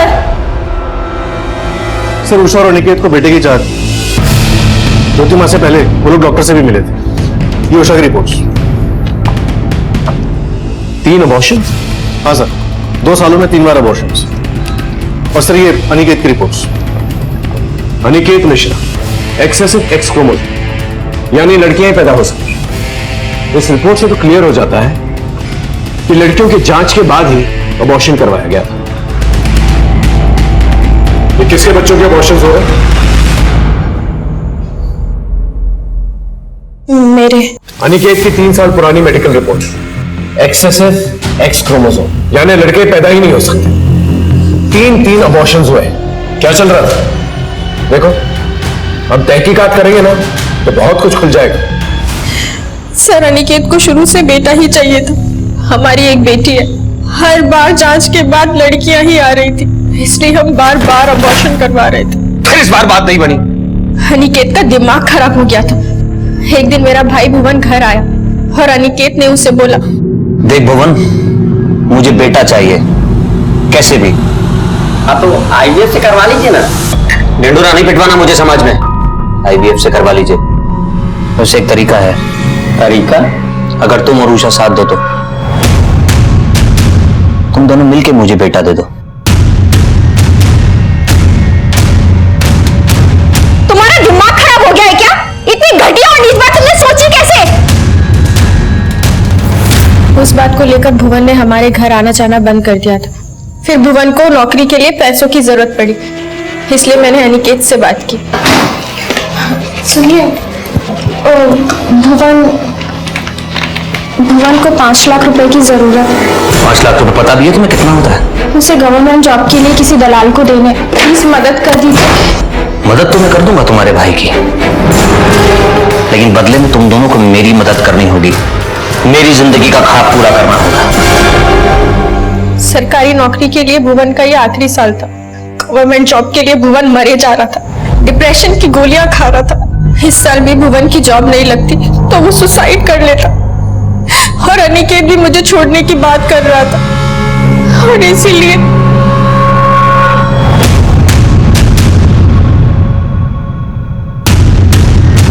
इतना सब होने के बाद भी जांच में हर बार लड़कियां ही आ रही थी, इसलिए बार बार अबॉर्शन करवा रहे थे। और अब भुवन की भी नौकरी लग चुकी थी और उसने अनिकेत को ये घिनौना काम करने के लिए मना कर दिया था। जीजा जी, ये घिनौना पाप और नहीं होगा हमसे। आपको जो करना है कर लीजिए। अच्छा, नौकरी लगने से पहले तो बड़ा पुण्य था ये, नौकरी लगने के बाद पाप हो गया।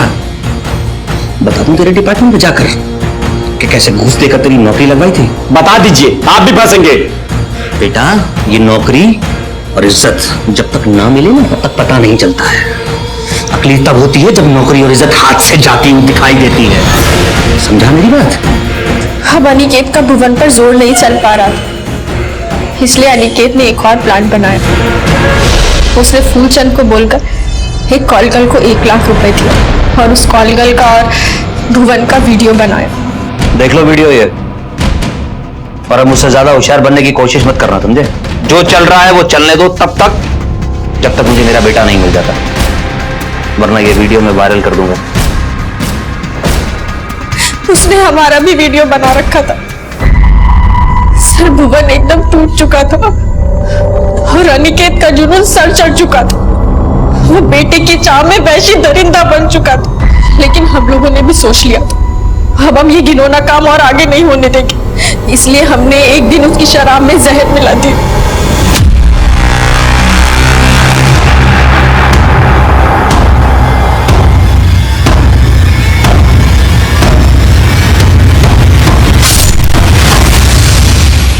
प्लान के मुताबिक हमें फूलचंद को ही फंसाना था, क्योंकि ये सारे घिनौने आइडिया फूलचंद ही अनिकेत के दिमाग में डाल रहा था। इसलिए एक खाली शराब की बोतल और 2 गिलास भी हमने ही गाड़ी में रखे। इसीलिए भुवन जानबूझकर लंगड़ाते हुए सीसीटीवी कैमरे पर दिखाई दिए, ताकि सारा शक फूलचंद पर जाए। बहुत ही भयानक और घिनौनी दास्तां थी। उस डॉक्टर पे भी केस किया गया जिसने प्री नेटल सेक्स डिटर्मिनेशन का इलीगल काम किया था। एक केस सॉल्व हो चुका था, लेकिन अब भी दूसरा केस बाकी था। जब आपको कोई काम करना होता है तो आपके सर पे एक जुनून सा सवार हो जाता है। मेरे दिमाग में भी वही चल रहा था, और फिर एक दस्तक पकड़ में आई। हमें इंफॉर्मेशन मिली थी कि 8 अक्टूबर को वीरा को एक फोन आया था टीना की मौत के बारे में। हेलो, लेकिन फोन रिकॉर्ड्स के हिसाब से 8 अक्टूबर को 7 से 10 के बीच में वीरा को कोई फोन ही नहीं आया। फिर वीरा को कैसे पता चला कि टीना की बॉडी तालाब में थी? मैं कमिंग सर?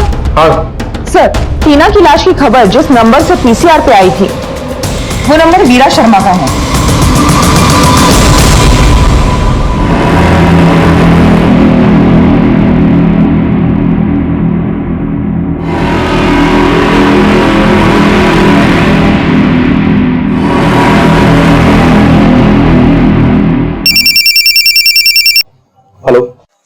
अभी भी वीरा अपनी बड़ी बेटी बिन्नी के साथ टीना के मर्डर वाले स्पॉट की तरफ जा रही है।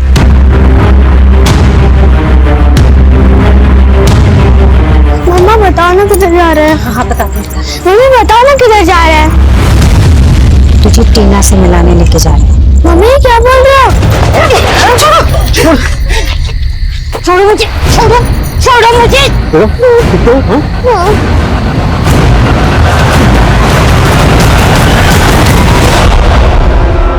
दिमाग खराब हो गया था इसका। मेरा ज्योति माँ ने बोला है कि अगर ये अनुष्ठान नहीं करवाया ना तो घर पे मौत मंडराएगी। हमारी बच्चियों में से किसी की... वो कुछ भी कहेंगे और तुम मान लोगे? खबरदार, आज के बाद बिन्नी या टीना को उसके पास लेके गए तो सब कुछ लुटा रहा था शोमिस ज्योति माँ के लिए। फीस न दे पाने की वजह से बच्चों को दूसरे स्कूल में शिफ्ट करना पड़ा। तो ये आदमी हमारे सर से छीनना चाहता था।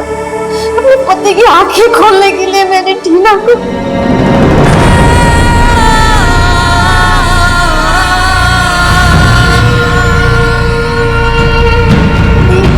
फिर भी वो नहीं सुधरे, इसलिए सोचा बिन्नी को मार के मैं अपने जीवन का भी अंत कर लूंगी। सुमेश की सोच का तो अंत नहीं हो सका, लेकिन तुम्हारे हाथों किसी निर्दोष की जान जरूर चली। किसी और को सबक सिखाने के चक्कर में तुम इतनी बड़ी गलती कर बैठी। अब प्रायश्चित जेल में कर।